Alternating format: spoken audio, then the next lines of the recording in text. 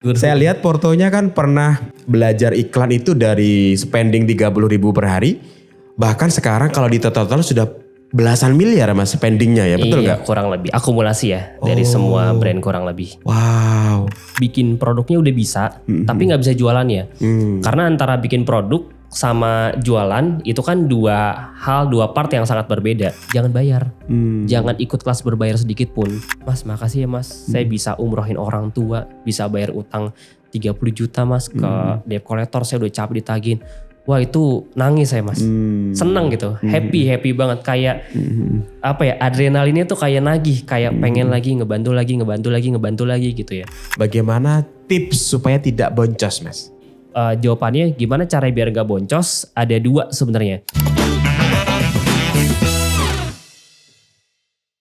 Bismillahirrahmanirrahim.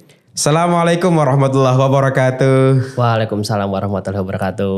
Senang sekali kedatangan Mas Fahmi Auditya jauh-jauh dari Depok mampir di Tulungagung. Mumpung di sini mas, saya bikin belajar mas, ini guru digital marketing nih. Guru Facebook ad yang handal ini ya. Masih belajar juga. Masih belajar. Bukan guru. Saya lihat portonya kan pernah belajar iklan itu dari spending 30.000 per hari. Bahkan sekarang kalau di total sudah belasan miliar mas spendingnya ya, betul nggak? Iya, kurang lebih. Akumulasi ya dari semua brand kurang lebih. Wow. Berapa lama itu mas? 10 tahunan. Oke, sebenarnya termasuk yang nggak gede-gede banget mas. Kalau dibandingkan banyak advertiser, head marketing, pemilik brand di luaran sana gitu. Masih hitungannya masih ya nggak gede-gede banget lah. Gede lah mas. Ya mungkin bagi pemula dan buat saya lumayan. Cuman bagi orang yang udah benar-benar ngerti marketing atau advertising itu angka yang ya nggak terlalu gede-gede banget gitu, standar mungkin. Siap. Nah Mas Fahmi ini juga yang termasuk getol bahwasanya UMKM itu harus belajar digital marketing. Yes. Wah, kenapa itu mas? Betul. Karena dengan sebenarnya belajar jualan ya mas ya. Karena dengan ngerti digital marketing, ngerti jualan, itu saya yakin insya Allah bisa jual produk apapun.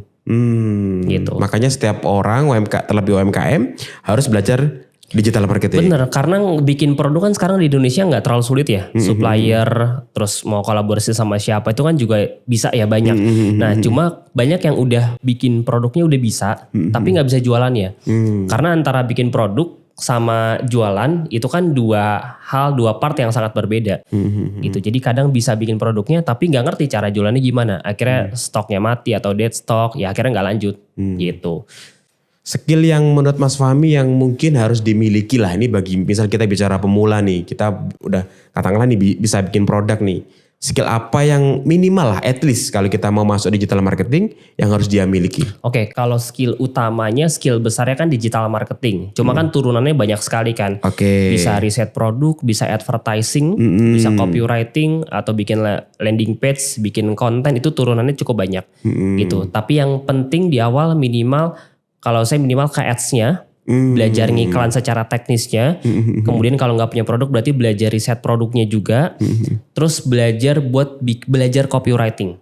Copywriting ini part yang nggak banyak orang tahu kalau ini penting, padahal penting banget. Karena kita bikin konten itu bagian dari copywriting, scripting, offering itu bagian dari copywriting. Kita bikin iklan itu ada captionnya, bagian dari copywriting. Kita bikin landing page, bikin website itu bagian dari copywriting juga isinya kan gitu. Karena bikin website, bikin landing page, bikin desainnya mudah sekarang kan. Tanpa coding juga gampang. Tapi isinya apa? Nah itu kan dari kepala kan, copywritingnya di situ. Gitu. Oke mas, kita coba perdalam satu persatu. Yes. Ads dulu berarti ya.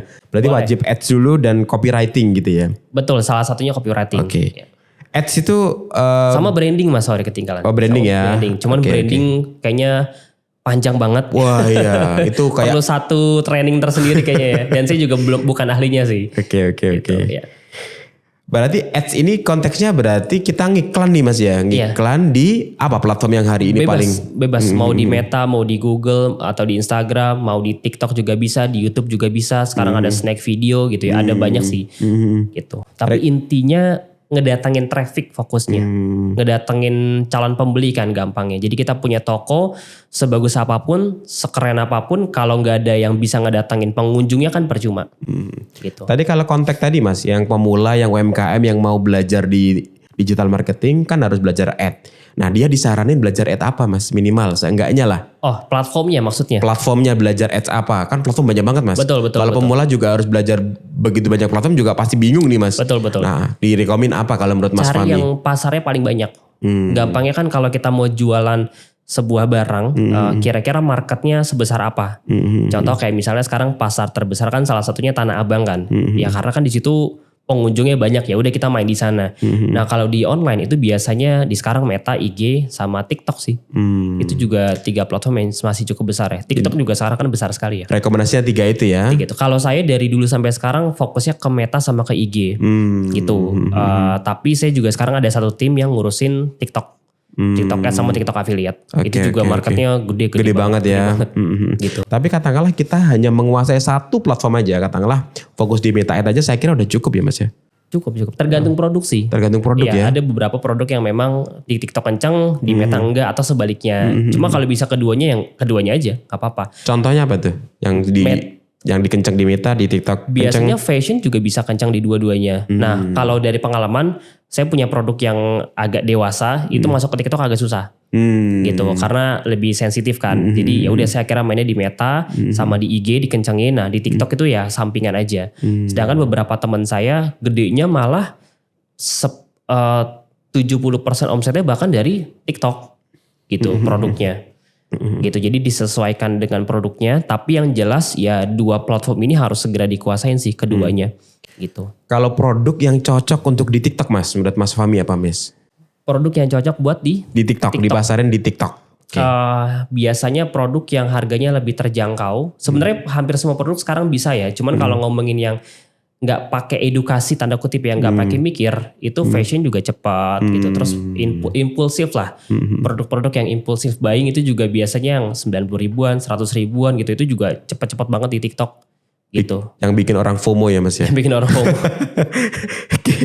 Oke. Nah, ada nggak ya mas? Jadi kan saya juga lihat beberapa videonya Mas Fahmi ya, yang di Pecah Telur juga pernah kita liput juga. Bapak dulu kan berangkatnya dari jualan offline. Betul. Menurut Mas Fahmi ya, jadi masih ada ya orang yang sekarang itu kayak hanya fokus di offline tanpa kayak tidak terlibat di online gitu? Pasti ada lah. Pasti ada ya? Pasti ada. Pasti ada dan masih banyak juga. Masih banyak ya mas ya? Iya. Dan itu gimana? Kalau menurut Mas Fahmi katakanlah ada orang yang seperti itu. Nah ini rekomendasinya seperti apa? Pertama tergantung dari produknya juga, tergantung dari tokonya juga. Tapi yang jelas kalau mau besar itu offline-nya jadi bukan versus mas. Oke. Bukan online versus offline. Tapi kalau memang dasarnya offline ya online juga dijalani. Jadi keduanya. Contoh jualan roti. Toko besarnya punya, cabangnya di mana-mana punya, tapi dipasarkan secara online juga gitu. Bahkan beberapa teman saya yang kerja di media, itu pemasukan di TV, itu ternyata pemasukan iklan di TV-nya udah jauh banget mas, menurun. Di TV? Di TV, gitu. Karena ternyata brand-brand besar yang ada di supermarket gitu ya, di warung, dimanapun, itu sekarang udah mengurangi di TV, dan udah pindah ke sosial media. Jadi pemasukan mereka tuh udah menurun sekali gitu ya, bahkan iklan juga udah ya saya aja nonton TV terakhir udah kapan tahu ya mas, terakhir nonton TV kapan mas? Aduh aku udah lama, udah lama sekali gak lihat TV. Nonton saya bukan TV ini ya, bukan TV lokal tapi ya nonton bola misalnya di aplikasi gitu kan, yang benar-benar nonton TV-nya udah agak jarang gitu. Jadi bukan online versus offline tapi ya keduanya dijalankan lebih baik. Jadi pernah saya di suatu ketika mencoba sesekali itu penasaran dah, pengen usaha offline gitu. Saya bikin usaha itu jualan ayam goreng di sebuah rumah sakit gitu. Wah itu kayak berdarah-darah banget menurut saya. Offline mas. Kayaknya beda alam banget gitu dan agak susah gitu loh mas. Nah gitu. Jadi Mas Fahmi ada pengalaman gak susahnya jualan offline gitu? Betul. Kalau yang baru mulai memang arahnya ke online. Lebih enak kan. Karena daripada bikin misalnya gerobak atau restoran yang besar, restoran bakso gitu ya. Mendingan kan kita lempar misalnya ke online gitu kan. Karena modelnya lebih terbatas juga. Modelnya lebih terjangkau maksudnya. Teman saya jualan bakso itu pas launching dia pakai Instagram, diiklanin di sekitar komplek radius 5 kilo. Iklanin H+H- sekian tuh rame. Jadi restorannya ini kalau contoh hybrid ya. Contoh hybrid. Sebenarnya warung-warung atau resto-resto yang besar punya influencer itu banyak juga mas. Yang mereka punya gede sekali, nih apa warungnya gitu ya atau tempat makannya, tapi cara mereka promosinya lewat TikTok, lewat influencer, lewat online ke online gitu ya, bahkan lewat ads juga gitu. Jadi tokonya memang offline, tapi cara ngedatengin trafficnya digital, online. Dan bahkan kan bisa dua-duanya kan kita narik marketnya kan. Kalau punya restoran, orang-orang sekitar kita bisa beli yang lewat ya kan. Tapi orang-orang yang memang dia nggak tahu dan jauh online, kita bisa lewat sosial media juga gitu, TikTok atau Instagram gitu, bahkan pakai influencer juga. Itu kan bagian dari digital ya. Jadi online dapat, offline dapat hybrid gitu. Dan itu rame mas. Iklanin berapa ratus ribu sehari, hamin berapa di setting radius sekian kilo doang, rame pas datang dapat dari sosmed semua. Jadi biasanya kalau kayak usaha offline kadang-kadang restoran begitu berarti mainnya radius itu ya mas ya? Iya bisa jadi radius juga. Kayak kalau kita katakanlah manggil tuh influencer begitu. Kan influencer itu kadang-kadang ngebrot ya mas, kita nggak tahu dia targetnya kemana. Betul. Itu masih efektif gak sih mas? Itu tergantung restorannya sih. Kan ada beberapa restoran yang cabangnya banyak banget. Jadi dia panggil satu influencer mau cabang Depok, Bekasi, Bogor apa ya di mana-mana ada kan gitu. Ketika udah banyak cabang berarti kontaknya. Kalau cabangnya belum begitu banyak ya biasanya diarahin ke satu toko yang memang radiusnya terdekat. Atau bisa juga kalaupun pakai influencer itu buat owning konten. Ya, jadi dapat owning kontennya. Baru kita biasanya kan ada additional tuh. Baru kita pakai buat iklan di radius sekitar. Di radius sekitar itu. Tapi balik lagi tergantung strategi dari resto itu sendiri sih. Karena kan beda-beda ya. Gitu. Kalau yang Mas Fahmi sendiri pernah nggak dalam beberapa fase dalam kehidupan itu jualan offline? Dulu saya awalnya dari offline. Dulu saya SMA itu pulang SMA teman-teman saya nongkrong main pacaran. Saya dulu benar-benar pulang sekolah jualan offline ketemu orang 2 jam 3 jam. Jadi pulang ke rumah ngambil motor ke tempat fotokopi, ke halte busway, dulu ke Gramedia. Itu beneran nawarin secara offline, sales offline dulu. Jadi dulu saya kebangun banget mentalnya lewat sana mas. Awal-awal. Dan saya ngelakuin rutin hampir tiap hari selama dari mulai kelas 3 SMA. Sebelum UAN tuh, jadi orang-orang mau UAN pada belajar, saya malah belajar jualan. Jadi saya sebenarnya belajar itu bukan dari teori, tapi dari ilmu lapangan langsung. Dari praktek ya mas dari ya? Dari praktek, benar-benar ya dikatain. Saya pernah lagi presentasi diusir sama orang tuanya juga gitu. Terus ketemu orang ditolak, itu udah kayak jadi makanan sehari-hari lah dulu pas zaman jadi sales offline ya. Gitu. Itu sih, itu yang paling banyak banget ngebangun mental dari awal ya. Dan saya ngelakuin itu sampai di kuliah. Gitu. Nah itu poin menarik mas. Offline di sisi lain walaupun susah itu kebentuk mental. Betul. Nah tapi kalau online bagaimana mas membentuk mentalnya mas? Kan agak mudah nih mas, agak mudah, gampang closing. Sisi lain atau resiko dari jualan via digital media? Maksudnya lebih ke ngebangun mentalnya? Iya mengebangun mental atau sisi lainnya yang ngebangun mental untuk online-nya ya? Untuk sisi personalnya kan kalau offline itu kan bisa kayak ngebangun mental tuh. Jadi penolakan dan sebagainya. Kadang-kadang itu dibutuhkan kan mas untuk bisnis, untuk hidup. Nangkep. Oke. Wah ini cukup panjang, tapi intinya memang pertama perlu dilatih ngebangun mentalnya. Sebenarnya kalau mas praktek online buat orang-orang yang baru banget belajar, abis itu praktek nggak bisa gitu ya. Itu kan biasanya banyak yang nyerah mas. Di situ sebenarnya titiknya. Jadi begitu belajar meta ads ada menu yang kita nggak ngerti, terus kita nyerah, nah itu kan mentalnya kena. Jadi saya belajar banget gimana caranya ketika lagi belajar dan praktek itu mental dulu saya bawa ke online. Karena yang membedakan antara orang berhasil sama gagal di awal waktu belajar digital marketing itu bukan karena skill setnya.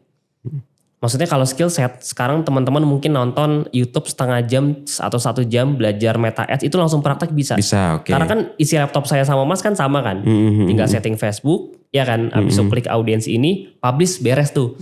Nah tapi kenapa banyak nyerah gara-gara mereka mentalnya gak kuat ketika ketemu dengan kendala, mereka berhenti. Nah itu doang masalahnya. Yang satu mentalnya mental ngulik bener-bener ini kenapa gak bisa dikulik, dicari, didetailin banget, nyari tutorial YouTube lah, ikut kelas kapas segala macem. Yang satu praktek gak bisa. Nah ini kayaknya bukan bakat gue nih.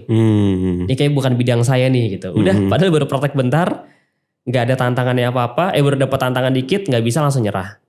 Gitu. Jadi mentalnya tuh dilatih di situ dan itu masalah paling banyak yang dialamin orang-orang di awal ketika mau belajar mas. Gitu karena segitu gampangnya buat nyerah kan. Gitu. Iya jadi Lah kalau menurut saya Mas, jadi kalau kita belajar online itu kayaknya harus butuh mentor deh Mas, kayak Mas. Ya, oh iya pasti. Betul nggak Mas ya? Pasti. Ya, Sebenarnya online offline juga pasti butuh mentor. Keduanya. Cuman memang ya intinya di bidang apapun kita belajar, industri apapun, mentor itu buat saya penting sekali, penting banget. Dulu waktu saya itu loh Mas di mau belajar 2014 ketika saya mulai menikah dan belajar online gitu ya. Jadi di Tulungagung itu ada kayak komunitas blogger gitu ya. Jadi itu sangat membantu banget gitu.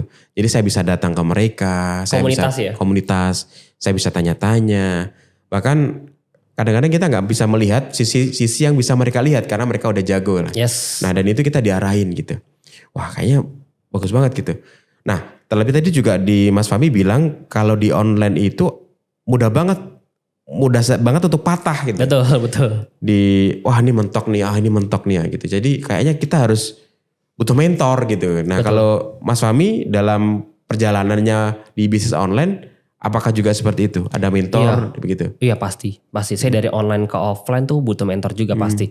Yang pertama kenapa online lebih gampang nyerah? Karena bayangin Mas, belajarnya di sini, di meja, di kamar, AC, misalnya sampingnya kasur, nyerah dikit tidur Mas. Ya, rebahan. Capek kan, ya, rebahan. Aduh kayak susah lah udah. Apalagi pusing kan, depan laptop lama-lama kan pusing kan. Iya. Saya tuh kalau udah nih, kadang orang tuh ngerasa kerja fisik capek. Oke. Bener, tapi lebih capek sebenarnya kerja yang deep thinking, mikir. Betul. Iya kan, kerja mikir depan laptop yang bener-bener mikir ya, itu 2 jam 3 jam setara dengan mungkin 10 jam.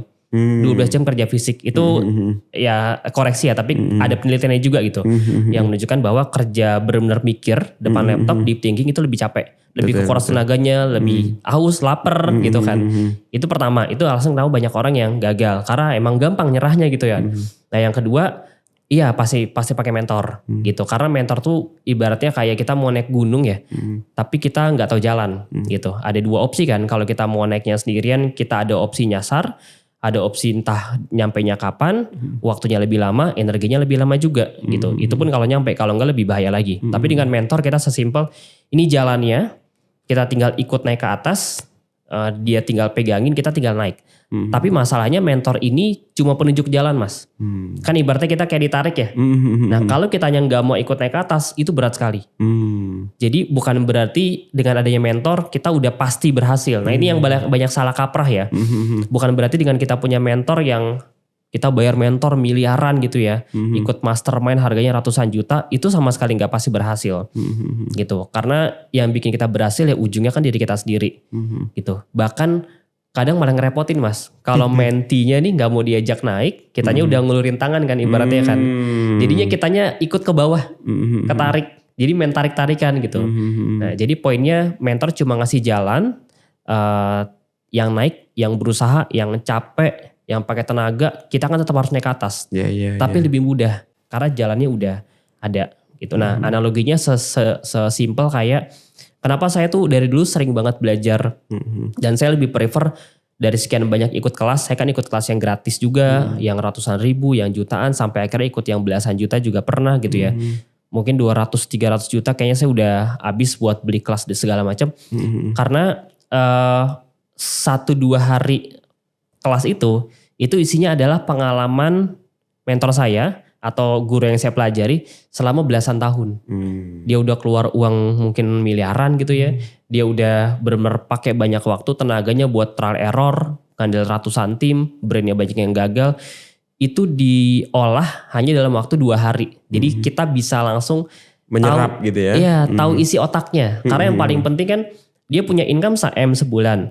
Saya masih 10 juta. Berarti kalau saya pengen punya income 100 juta atau 1M, saya kan harus tahu isi otaknya nih. Isi kepalanya apa sih, pola pikirnya gimana sih, kenapa kok dia berhasil, kenapa dia gagal. Apa pola, apa perilaku, apa habit yang dia kerjakan tiap hari sehingga dia bisa dapat ratusan juta bahkan miliaran. Nah satu-satunya cara biar tahu itu kan harus bedah isi otaknya kan. Nah mungkin cara tercepatnya ya mungkin dengan saya ikut kelasnya dia gitu. Baru setelah ikut kelas saya dapat aksesnya, bisa ngobrol lebih lanjut lagi. Dan itu yang saya lakuin Mas. Gitu. Makanya saya berani bayar agak mahal demi bayar pengalaman mereka ya gak apa-apa. Yang penting memang mentornya beneran praktisi, beneran terbukti gitu ya. Mas kalau program yang Mas Fahmi bikin nih. Jadi kemarin juga saya lihat fotonya bikin kayak apa tuh? Kayak bimbingan begitu ya Mas atau apa? Oh, Mahir Digital. Mahir Digital. Oh iya. Apa itu Mas Mahir Digital Mas? Platform buat ngebantu teman-teman jualan online atau digital marketing dari rumah. Karena Mas Fahmi juga tadi punya portofolio pernah iklan segitu banyak gitu ya. Jadi mengajarkan iklan atau bagaimana konsepnya? Utamanya sih nggak niat bikin Mahir Digital. Oh. Ya saya sebenarnya udah, kalau teman-teman nanya yang gratisan, saya udah lama bikin dari 2021, 22. Itu saya ada sekitar hampir 50 video gratis di YouTube. Saya emang suka sharing. Jadi begitu saya dulu kerja di satu company, saya jual produk herbal. Dari yang iklan cuma 30, 50 ribu sehari. Sampai alhamdulillah dapat amanah dan hasil besar gitu ya. Sampai akhirnya bisa miliaran secara akumulasi gitu. Nah dari situ saya bagiin di YouTube gratis caranya, tutorialnya gitu ya, dari A sampai Z, cara bikin kontennya, sampai sekarang masih ada videonya. Nah ternyata dari situ itu view-nya lumayan besar, dan dari situ ternyata sampai detik ini setiap hari, setiap bulan tuh bisa 300 sampai 1000 orang yang WA ke admin saya, ke DM saya gitu. Mas, saya mau mulai ini dari mana? Jadi nanyanya banyak banget Mas. Cara dapat 5 juta pertama gimana? Cara pasang pixel gimana? Pokoknya teknis iklan gimana? Cara riset produk gitu ya. Bingung. Banyak juga yang akhirnya terbuka pintu kolaborasi. Mas, saya ada produk A, bantu jualin dong. Dan segala macamnya lah. Akhirnya kerjasama. Saya sempat bikin service juga waktu itu. Sempat handle 12 brand juga dari berbagai macam klien. Tapi akhirnya saya close. Nah berangkat dari sana kayaknya gak akan bisa nih kalau cuma lewat YouTube doang gitu ya. Apalagi kayaknya yang sebenarnya yang bikin saya terharu itu ketika ada yang komen, Mas makasih banyak udah dapat 3 juta pertama dari nonton video Mas Fahmi gratis. Itu pas waktu bikin gratisan itu ya berarti ya? Itu gratis semua. 5 juta pertama dari YouTube. Sampai sekarang kalau dilihat komennya masih ada kok Mas. Ada ratusan komen di YouTube saya, gak ada yang saya hapusin juga videonya. Makasih Mas sudah bisa beli susu buat anak. Itu kan energi saya jadi dapat lagi tuh ketika ada yang cerita kayak gitu. Oh ternyata apa yang saya alamin dulu, susahnya saya ketika saya mau bertransformasi dari offline ke online, dari stuck banget kan, saya dulu kuliah gak beres gitu ya, terus bingung lah masa depannya mau kemana tuh bingung banget gitu ya, karena kuliah gak beres, ini arahnya juga saya hidupnya gak tahu mau kemana, kerja juga gak bisa gitu, bisnis juga bingung gitu. Sampai akhirnya alhamdulillah lewat wasilah digital marketing itu bisa berubah gitu. Jadi perjalanan saya tuh gara-gara itu tuh Mas, berubahnya tuh. Nah ternyata yang kayak saya banyak. Nah saya baru ngeliat tuh gara-gara komen YouTube Mas. Itu banyak banget Mas yang benar-benar, oh Kak Fahmi bantu saya dong, saya punya utang segini, saya pengen bisa kayak kakak bisa dapat 10 juta pertama, gimana caranya, klik apa, kayak gitu-gitu. Itu banyak banget.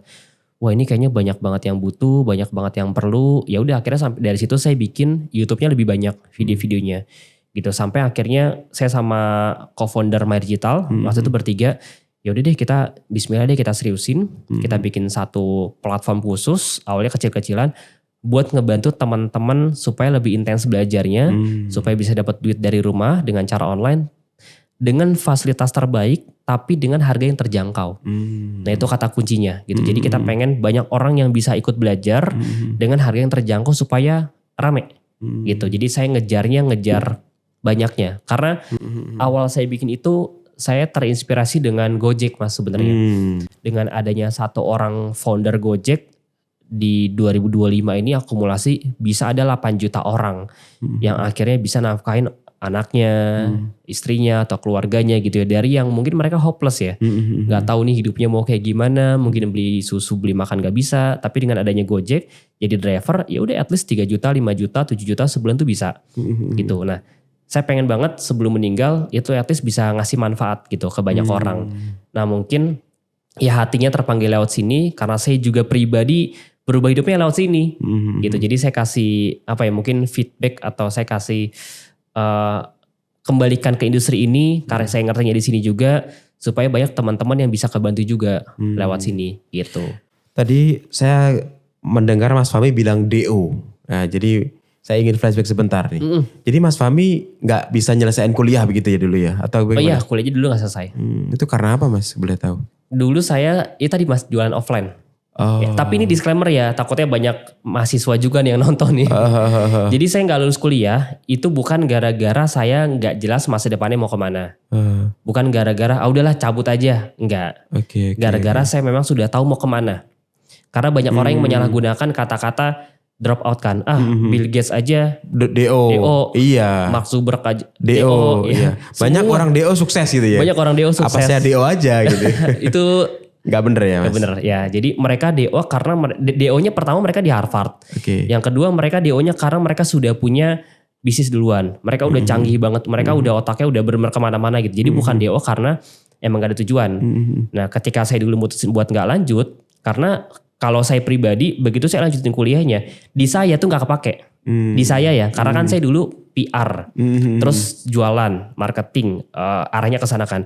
Jadi mau saya sampai S1 pun itu di saya nggak kepake di saya. Nah tapi kan kalau kedokteran, kalau apa itu tetap aja butuh kan. Jadi jangan ambil mentah-mentah dari media atau podcast karena memang di balik itu pasti ada ya perlu tahu konteksnya dulu lah gitu. Itu sih. Berarti DO karena udah tahu tujuannya gitu ya mas ya? Iya. Kalau semester 7 waktu itu. Ya waktu itu Mas Fahmi tahu tujuannya untuk apa begitu? DO untuk apa? Jualan. Oh jualan itu tadi ya? Saya waktu itu udah jualan, terus saya mau fokusin di jualan, saya mau ngasah skill di sini, tapi uangnya belum ada. Tapi di sini saya ngerasa, oke, Bismillah bisa. Dan itu saya benar-benar pas di sela-sela ruangan nih mas, antara masuk ke ruangan BK ya, pokoknya ruangan di kampus lah. Antara lanjut atau enggak. Lanjut enggak. Iya. Bismillah enggak lanjut. Udah akhirnya saya cabut. Ntar rezeki bisa kita cari sendiri lah. Tapi saya beneran yakin ya mas ya. Itu bukan yang ragu-ragu, enggak jelas gitu mau. Enggak, saya bener-bener waktu itu Bismillah. Nih habis ini saya mau ke sini ya udah. Walaupun enggak tahu hasilnya gimana kan.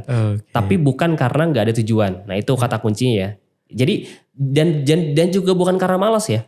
Karena banyak orang kan yang akhirnya nggak lanjut kuliah, malas. Ya malas aja gitu. Kalau dari faktor ekonomi seperti apa mas dulu waktu kuliah atau masih sekolah gitu? Dulu ekonomi alhamdulillah cukup gitu. Jadi tapi ternyata saya baru tahu cukupnya saya itu ternyata orang tua juga di balik layar pengorbanan cukup besar. Dan kenapa saya akhirnya mau nyari uang sendiri waktu zaman SMA kelas 3 karena saya baru tahu ternyata usaha orang tua saya agak drop. Gitu. Orang tua ya namanya orang tua kan salutnya gak ngomong, gak ngeluh, tetap kerja keras, tetap kayak gak ada apa-apa gitu ya. Tapi sebagai anak pertama dan laki-laki ya jiwanya terpanggil, sedih gitu ya, terharu. Ya udah akhirnya saya juga gak ngomong sama orang tua, pokoknya niatnya pengen income sendiri, minimal banget gak mau ngerepotin. Syukur-syukur kalau bisa ngasih lebih ke orang tua itu bahagia banget, tapi minimal banget saya sebagai anak pertama saya pengen nggak ngerepotin orang tua gitu dengan cara minimal jangan minta uang jajan, bisa kuliahin sendiri. Ya itu dulu sesimpel itu aja lah pokoknya gitu. Siap.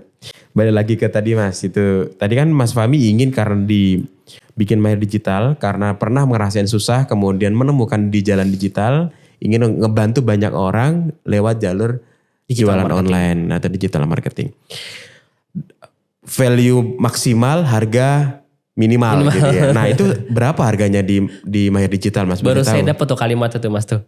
Value ya? Maksimal, harga minimal gitu ya. Oke kalimatnya tepat tuh. Start apa? Oh harga. Harganya berapa mas? Dulu awal-awal cuma 600 ribuan setahun. Terus abis itu naik jadi karena operasional makin gede, IT makin gede juga, mentor makin banyak, program e-course makin banyak juga. Naik jadi 800, naik abis itu naik lagi jadi 950 ribu. Terus di 2026 ini naik jadi 1.185.000 per tahun. Jadi sebulan sekitar 90 ribuan lah. Masih lebih oke jauh daripada masih lebih terjangkau ya. Dibandingkan kalau kita contoh lah paling gampang misalnya kayak kuliah itu kan 7 juta, 8 juta walaupun enggak apple to apple tapi at least keluar uang 90 ribu zaman sekarang itu masih terjangkau lah.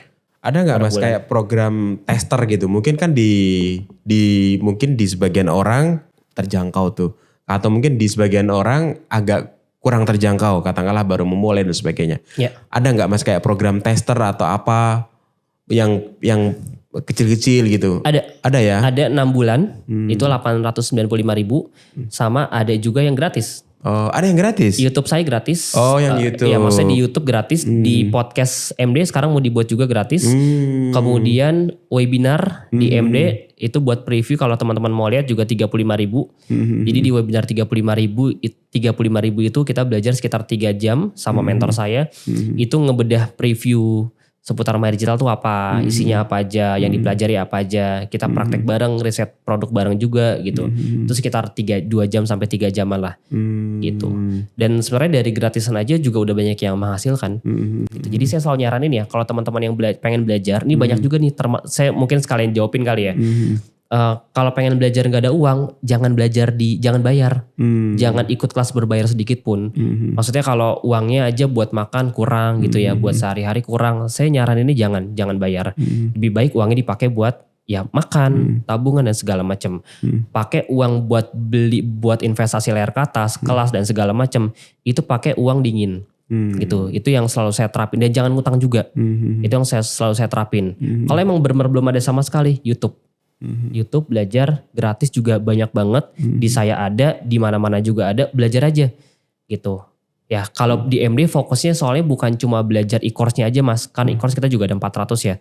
Tapi goal kita sebenarnya tuh di ngebimbingnya.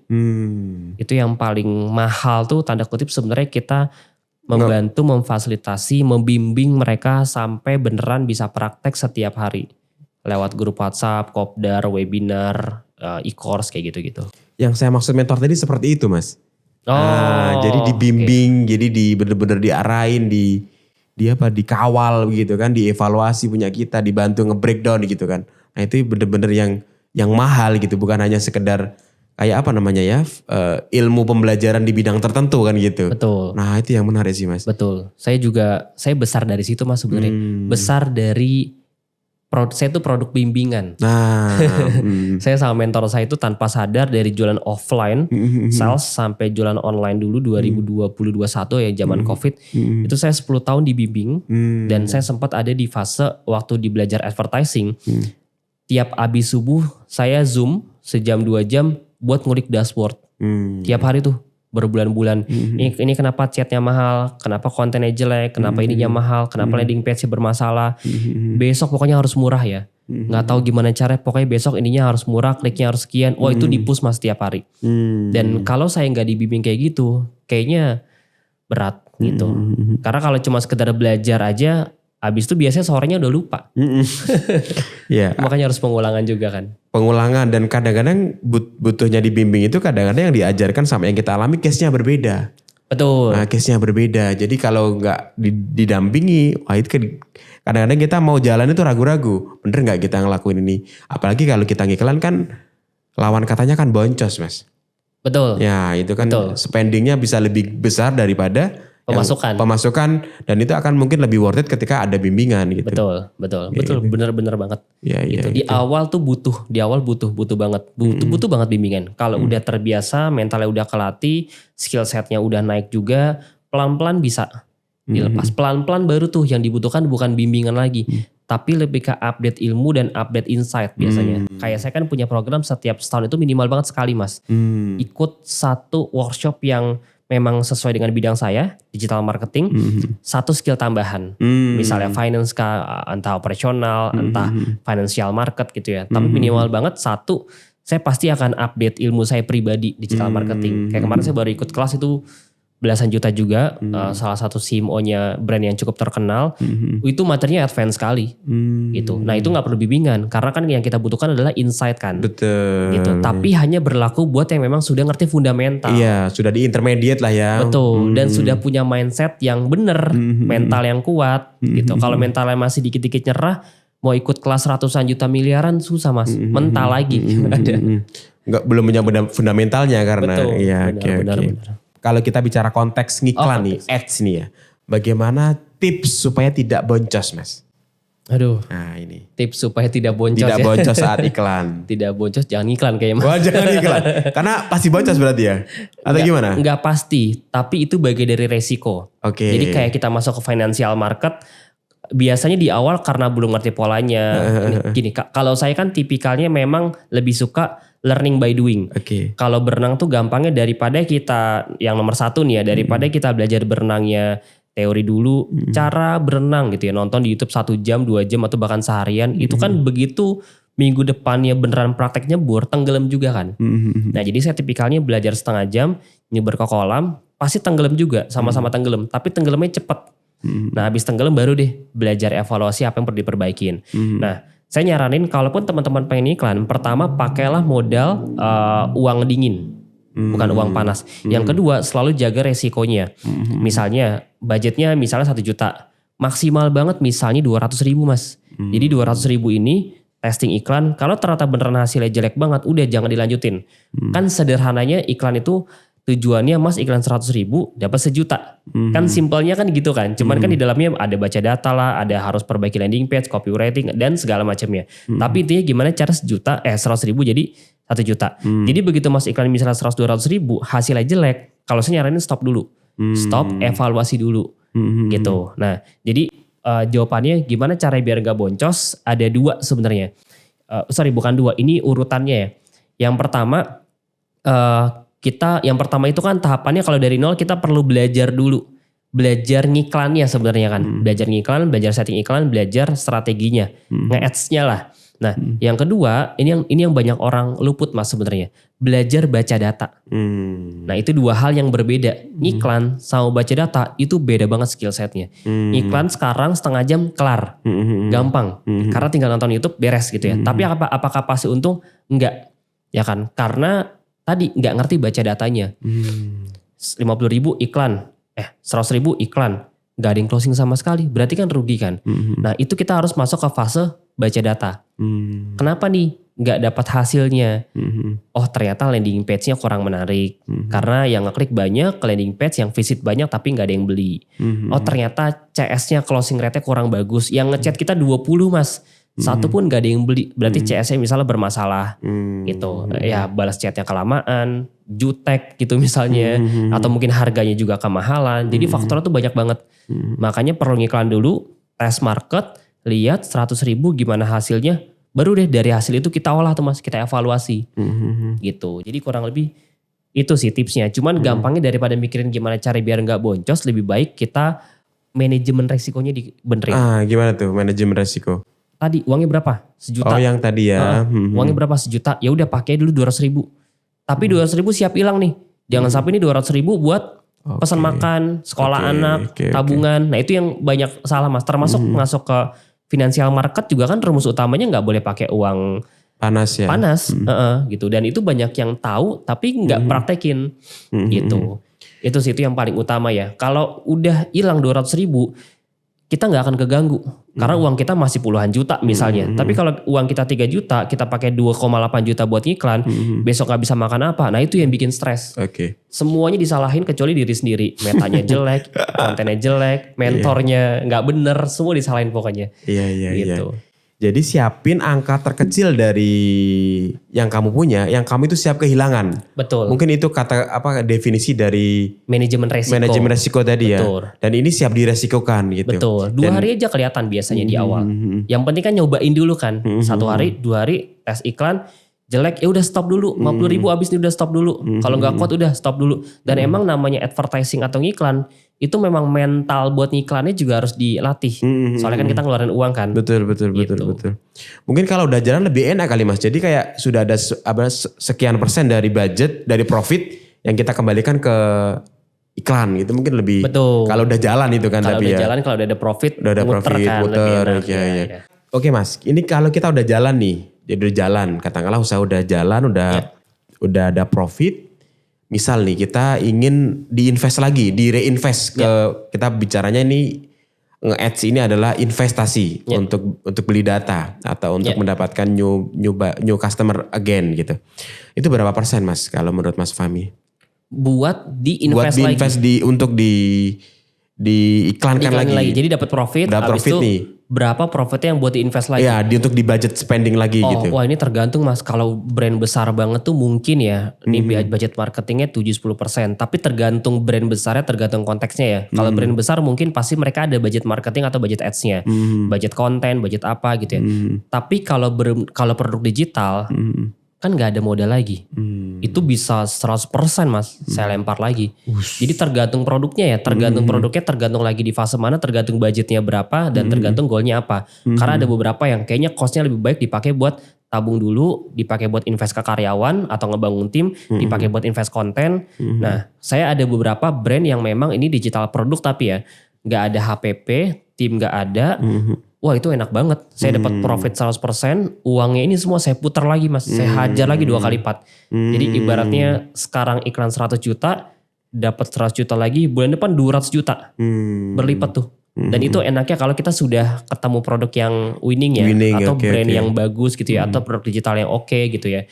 Karena ROI-nya 100%, lebih bahkan 200%, 300% gitu kan. Kalau kita masuk ke financial market kan agak berat untuk ya butuh budget gede atau gainnya nggak sampai ke sana gitu. Jadi sebenarnya kalau udah ngerti permainannya, ini ngelipatnya ngeri banget. Lebih cepat ya. Lebih cepat gitu. Jadi jawabannya kembali lagi ke produknya. Ya, bisa jadi kalau kalau produk digital tadi case-nya bisa sampai 100%. Iya, karena nggak ada APP-nya. Nggak ada APP. Dan gaji paling cuma bikin produk nggak ada cuma sekali. Habis itu bayar videographer, paling editor, bayar gaji, bayar CS, bayar platform. Selesai server, kan sehat banget tuh. Lempar lagi. Gitu. Enak banget ya. Nah Mas, kalau tadi kan sudah modelnya kan berlangganan berarti ya, kalau di Mahir Digital berarti berlangganan modelnya. Iya, kayak subscribe tahunan atau 6 bulanan gitu. Jadi akadnya clear setahun gitu. Gitu biar ya. Semuanya pakai akad kan enak. Boleh dibocorin nggak Mas, sampai sekarang berapa membernya?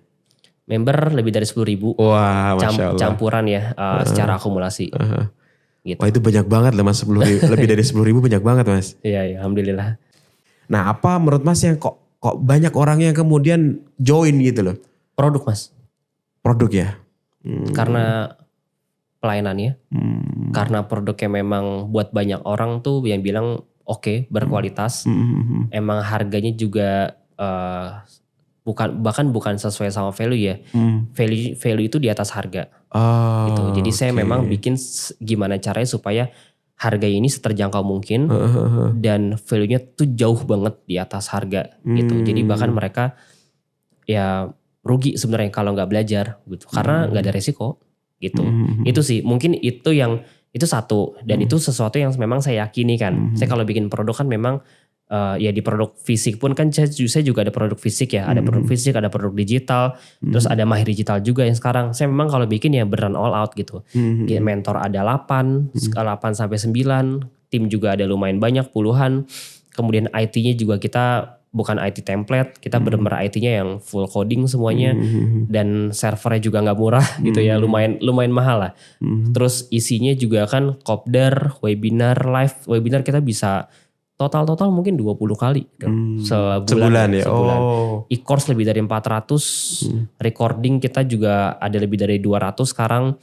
Grup WhatsApp, nih kalau saya buka bentar handphone berak rame lagi langsung, karena benar-benar pagi malam, Sabtu Minggu juga tetap ada. Jadi setiap hari gitu ya, Senin, Selasa, Rabu, Kamis, Jumat, Sabtu Minggu grup WhatsApp juga aktif banget setiap hari. Dan mungkin emang agak susah gitu Mas ngikutinnya. Karena memang saya pengen gimana caranya teman-teman mau belajar pagi, Sabtu, Minggu, Senin, Rabu, bisa belajar kapanpun. Karena kadang orang luangnya di Minggu, kadang di Sabtu gitu. Dan ngurusnya capek. Ngurus kayak gini ternyata lebih capek daripada saya ngurusin produk fisik. Saya aja produk fisik, ada produk digital. Kalau produk digital saya bikin enak lah, simple. Tapi produk fisik saya juga ada partneran sama satu partner yang beliau ngurusin seputar keuangan sama operasional, packing barang lah, kirim segala macam ya. Jadi capeknya masih oke lah. Saya cuma ngurus marketing digital dan segala macam. Tapi kalau ngurus Mahir Digital, ada yang komplain, ada yang IT-nya nggak bener, ada yang ini belum ngurus mentor, belum ngurus internal. Saya harus belajar HR juga, saya harus belajar finance juga. Saya harus belajar bikin bisnis berarti Mas, bikin company yang bener. Jadi bukan lagi yang saya pelajari tentang Meta Ads, IG Ads, belajar ngurus orang, belajar jadi leader gitu ya. Jadi 24 jam sekarang isinya belajar terus. Tekanannya udah sekarang dari tekanan dari member, dari karyawan, dari luar, dari kompetitor gitu ya, dari keluarga, dari mana-mana. Gitu. Jadi mungkin jawabannya lebih ke memang produksi. Saya ngasih value terbaik gitu buat teman-teman yang ada di Mahir Digital. Siap. Karena saya tahu rasanya mereka dari nol, mungkin banyak juga Mas yang punya utang dan mereka pengen lunas utang. Jadi saya otaknya tuh gimana ya biar bantu mereka gitu. Saya tuh kalau doa tuh selalu salah satunya di luar dari keluarga pasti ada doa buat tim internal dan tim member. Gimana ya biar ya Allah tolong tunjukin jalannya supaya benar-benar bisa ngebantu nih. Kolaborasi sama siapa, cara apa. Karena itu yang cuma bisa saya kontrol. Kalau memastikan dia dapat duit besok itu kan bukan kontrol saya. Tapi memastikan MD jalan dengan benar, dengan tepat, amanah, benar-benar kita bisa all out ke mereka itu kontrol saya. Gitu. Jadi mungkin lebih ke itu sih Mas kayaknya. Ya tadi produk yang berkualitas kan pasti dihasilkan oleh sebuah pribadi atau kalau kita bicara konteksnya company atau perusahaan pasti dihasilkan dari sebuah perusahaan yang memiliki value yang tinggi. Nah ini saya ingin mengulik nih, belajar juga sama Mas Fahmi. Value apa yang mungkin Mas Fahmi miliki atau di perusahaan MD miliki ini sehingga bisa menghasilkan produk yang berkualitas sehingga bisa bermanfaat untuk puluhan ribu orang gitu. Oh oke. Value buat tim internalnya, company ya company-nya, value company-nya itu apa sih gitu? Yang ingin saya belajar supaya bisa saya terapkan di perusahaan saya gitu loh Mas. Oh oke. Oke. Amanah sih yang paling utama. Okay. Jujur, amanah. Karena saya ngejar berkah. Saya terinspirasi dari direktur JNE ya. Beliau bilang yang paling utama itu bukan profitnya. Walaupun profit penting ya, udah pasti ya. Kita bukan membandingkan profit penting atau enggak gitu. Profit penting, tapi yang paling penting adalah ya keberkahan itu sendiri gitu. Karena saya suka banget kalimat beliau, kita tuh bukan bekerja, karyawan tuh bukan bekerja buat kita. Tapi karyawan itu bekerja sama dengan kita gitu. Karyawan mewujudkan impiannya lewat wadah atau perahu Mahir Digital, saya juga mewujudkan impian lewat perahu dan wadah Mahir Digital. Jadi kita sama-sama bergerak ke satu visi yang sama dengan kita masing-masing punya goal masing-masing. Gitu. Jadi kita kerjasama. Terus yang kedua, saya selalu pakai budaya extra mile dan itu ke transfer Mas, semua energinya ke semua tim saya. Saya nggak pernah nyuruh kerja sampai malam, tapi entah kenapa orang-orang pada tim-tim saya tuh kalau nggak sampai malam tuh kayaknya nggak puas aja. Padahal kita udah di jam kerja ya, jam sekian sampai jam sekian. Shift 2 jam sekian sampai jam sekian. Tapi mentor ada yang sampai jam 2 pagi balasinnya. Subuh udah pada bangun balasin. Produk fisik saya juga akhirnya CS-nya dia sampai bawah. Itu juga benar-benar yang level, maksudnya yang tim CS itu juga ternyata abis subuh balas-balasin chat dan segala macam. Jadi 3 orang ini saya dan co-founder saya berikut dengan C level ada 5 orang. Itu kita punya budaya tadi sekaligus extra mile gitu. Kita memang kerjanya ekstra, kita kerja lebih. Karena saya dari dulu sebelum ada di MD, saya di perusahaan itu kalau kerja nggak pernah kurang dari 12 jam. Kerja ya. Saya bukan bangun company, saya kerja, saya jualan, dulu saya dropship juga. Minimal banget saya kerja 12 jam sehari. Gitu karena yang pertama ini adalah bentuk doa dan ikhtiar saya untuk ngebuktiin ke Allah. Kalau saya memang bayar harganya gitu. Terus yang kedua saya belajar dari mentor saya, beliau bilang investasi terbaik buat anak muda adalah kerja ekstra. Jadi bukan ke saham, bukan ke instrumen properti, itu iya tapi nanti. Pertama banget yang perlu kita invest adalah kerja, ya, otak kan, kepala kita, isi kepala kita dan ya kita bekerja extra mile gitu. Karena kita sebodoh apapun, setidak mengerti apapun, kalau kita beneran kerja tekun, benar-benar yang kerjanya all out ya, bukan formalitas, bukan karena takut, tapi beneran yang kerjanya maksimal banget, all out, ngulik, itu pasti ada hasil kok. Pasti ada ilmu yang didapat kok. Pasti ngebangun karakter, pasti ngebangun mental, pasti ada sesuatu gitu yang kita dapetin dari hasil kita kerja sekian tahun. Kalau beneran dikerjain ya gitu, 10 tahun fokus di industri A, pasti ada hasilnya gitu. Jadi yang saya garis bawahi adalah budaya kerja extra mile. Ya, kalau duniawinya extra mile. Kalau akhiratnya apa ini bahasa? Kalau akhiratnya tadi ya saya ngejar ya keberkahan tadi ya. Amanah sama ini. Tapi ini dari pengalaman pribadi sih. Ya mungkin kita salah satu faktornya karena marketing langit juga. Oke. Gitu. Ya ada beberapa hal marketing langit yang kita praktekin di balik layar. Ya alhamdulillah akhirnya Allah bikin sampai di fase ini gitu. Karena kita kalau flashback juga kadang mikir, kok bisa sampai di sini. kita bukan orang yang cerdas, bukan orang yang pinter, saya orang biasa aja. Modal ads juga, modal bisnis juga kecil mas. Kita mulai bertiga, modal MD itu bertiga kecil banget, kecil sekali budgetnya gitu ya. Gak punya kantor, setahun semuanya full WFH. Tapi kok alhamdulillah bisa sampai di fase ini, kenapa ya? Oh ini marketing langit mas. Salah satunya adalah kita sering give. Ya maksudnya give itu kita kalau udah sharing mas sharing aja. Termasuk di YouTube. YouTube itu salah satu wadah saya dan salah satu mungkin jalan dari Allah kali ya. Yang akhirnya bisa sampai di fase ini gitu. Di YouTube itu sering bagi-bagiin video gratis dan ternyata tuh komennya doa semua mas. Sehat-sehat ya mas, semoga bisa bermanfaat, semoga bisa ini, makasih banyak. Oh doa, sobat alhamdulillah. Dan itu saya tiap bacain sih merinding. Makanya pas saya punya impian A, saya bisa ngewujud nih mas impian saya. Oh alhamdulillah nih bisa beli ini, bisa beli itu. Itu senangnya mungkin 1 minggu mas. Efek senangnya 1 minggu? Cuma 1 minggu atau bahkan paling cuma 2-3 hari. Tapi begitu ada yang komen, mas makasih ya mas, saya bisa umrohin orang tua, bisa bayar utang 30 juta mas ke debt collector, saya udah capek ditagihin. Wah itu nangis saya mas, senang gitu, happy banget, kayak apa ya, adrenalinnya tuh kayak nagih, kayak pengen lagi ngebantu lagi gitu ya. Makanya mungkin ya bisa dibilang ya ini saya lagi ngomong ke diri sendiri, mungkin ini cara dakwah saya gitu, karena kan dakwah nggak harus melulu di masjid ya, gitu. Jadi mungkin cara dakwah saya lewat sini, mudah-mudahan dengan adanya platform ini ya goal saya bisa ngebantu sebanyak-banyaknya orang bisa lebih baik lah hidupnya gitu.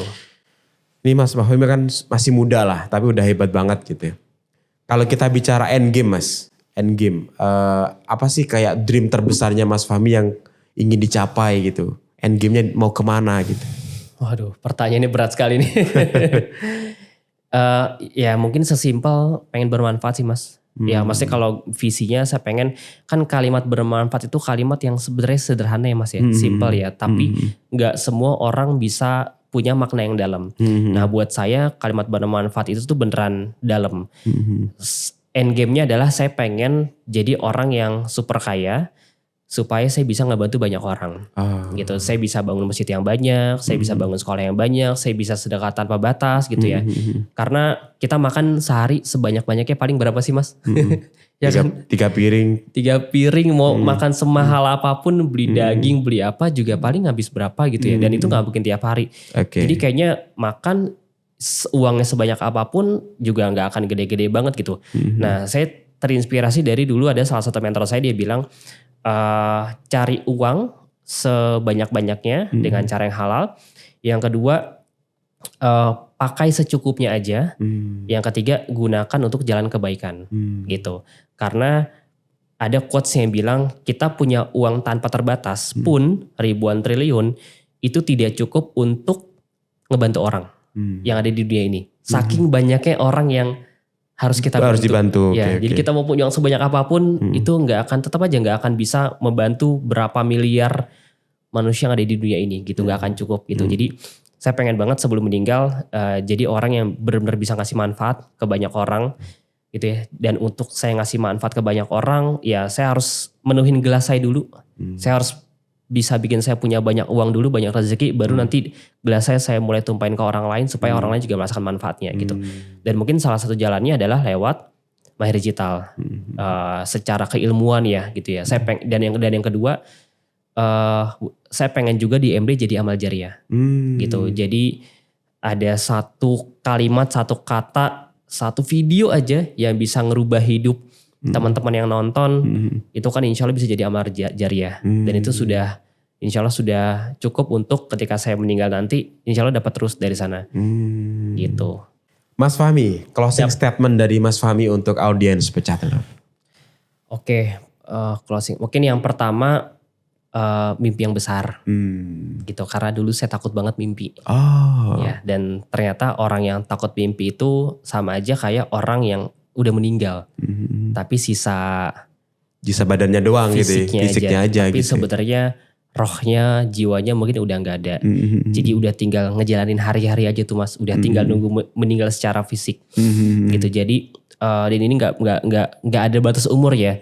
Mau berapapun umur yang nonton, Kalau memulai hidup tanda kutip, mulailah dengan bermimpi lagi gitu. Dan bermimpi, kalau kata Jerome Pauline kan, yang berbahaya adalah ketika kita bermimpi kecil dan terwujud.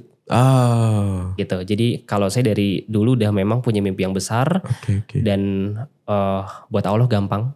Ya, buat Allah bikin teman-teman ngasih income 10 juta gampang, 100 juta besok juga bisa gitu. Cuman masalahnya adalah pantas apa enggak gitu. Makanya saya suka banget sama yang namanya hukum kepantasan gitu. Kalau memang pengen 100 juta ya udah pantesin diri biar 100 juta. Dan itu masalahnya adalah kita nggak bisa ngebuktiin ke siapapun, ke atasan, ke teman, ke partner, kecuali ke yang punya rezeki, kecuali ke Allah. Jadi pantaskan diri ke yang di atas, ke Allah. Jangan mantas sendiri ke atasan gitu. Jadi kalau memang teman-teman pengen ngejar angka 10 juta, 50 juta per bulan, income 100 juta, tanya ke diri sendiri. Saya kerjanya dari pagi sampai malam begini. Ngeluh mulu, sosmed mulu, gak pernah keluar dari kamar, ngerem mulu, gak mau usaha. Pantas gak sih dapat income 100 juta? Nah itu tanya tuh ke diri sendiri. Jangan nanya ke orang lain gitu. Karena orang-orang di luar sana yang gak usah ngomongin gaji gede-gede deh ya. Orang-orang yang gajinya standar aja.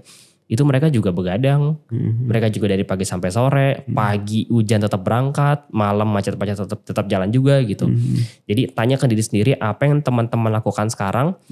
Itu sudah pantas belum untuk mencapai goal teman-teman masing-masing. Ini analogi bagus banget mas. Anak kecil punya punya bapaknya punya tabungan 100M. Anak kecil 3 tahun minta permen. Minta uang. Pah minta uang dong 10M. Anak mas gimana kira-kira ngasih gak ke anak kecil 3 tahun minta 10M? Mas punya 100M loh. Dikasih 10M tapi 3 tahun mas. Dikasih gak? Kayaknya anak kecil ini enggak deh kayaknya deh. Enggak kayaknya. Kenapa? Kan masih kecil mas. Masih kecil, belum pantas. Belum pantas mas. Belum pantas. Iya. Kecuali belum bisa ngelola kan. Belum bisa ngelola. Oke. Nah Allah ngeliat kita gitu mas. Kenapa kamu belum 100 juta? Ya belum pantas. Nanti dipakai buat nauzubillah judol. Nanti dipakai buat mabuk. Nanti dipakai buat hal-hal yang buruk. Dipakai buat foya-foya. Kenapa saya sekarang belum dapat angka yang memang saya pengen wujudkan sekian misalnya. Ya belum pantas. Allah melihat kita belum pantas gitu ya. Nah gimana caranya saya pantas sendiri. Teman-teman pantaskan diri supaya dapat 100 juta per bulan. Gimana caranya? Kerja lebih pagi, bangun lebih pagi, pulang lebih malam misalnya. Banyakin doa, banyakin ikhtiar, belajar skill ini, skill itu dan segala macamnya. Jadi ketika sudah punya goalnya, ini yang saya yakini dari dulu. Jangan fokus ke teknisnya dulu. Jangan fokus ke what-nya. Tapi fokus ke kebalik. Jangan fokus ke how-nya. Jangan fokus ke gimana-nya. Tapi fokusnya ke apanya dulu. Pengen apa. What-nya dulu ya. What dan why. Apa dan kenapa. Ketika teman-teman sudah punya, gue pengen 100 juta nih sebulan. Entah kenapa tuh Allah ngasih ribuan cara mas. Saya tuh selalu begitu mas. Setiap saya naik level, pengen 5 juta, pengen 10 juta, naik. Itu kadang saya cuman, ya Allah minta dong jalannya. Tolong dong bantu cariin. Tiba-tiba saya dikasih peluang ini, tiba-tiba dari podcast, tiba-tiba dari YouTube, tiba-tiba dari mana, itu rezekinya tek datang. Tapi masalahnya satu, yakin. Kadang orang doanya formalitas. Diucapin, didoain di hati, tapi gak yakin. Gak tahu sih bisa apa gak, udahlah doa aja dulu. Nah itu tuh bahaya. Jadi doa dengan yakin, nanti Allah akan ngasih ribuan jalan. Gitu. Sama yang kedua, buat teman-teman semuanya, apapun latar belakangnya, apapun pekerjaannya, kalau emang pengen dapat income tambahan, saran saya belajar digital marketing itu udah bukan pilihan sih. Ya, nggak usah resign, minimal 2 jam 3 jam sehari aja udah cukup. Mau belajar di mana nggak usah di MD nggak apa-apa. Di YouTube yang gratisan juga ada, mau belajar di kelas lain juga ada. Yang penting saya bisa berubah hidup dari digital marketing dan mudah-mudahan teman-teman juga bisa dapetin hal yang sama gitu ya, bisa berubah hidup lebih baik lagi lewat wasilah digital marketing. Gitu. Terima kasih Mas Fahmi udah datang di Pecah Telur. Sampai jumpa, ketemu lagi. Assalamualaikum warahmatullahi wabarakatuh. Waalaikumsalam warahmatullahi wabarakatuh. Terima kasih Mas. Terima kasih.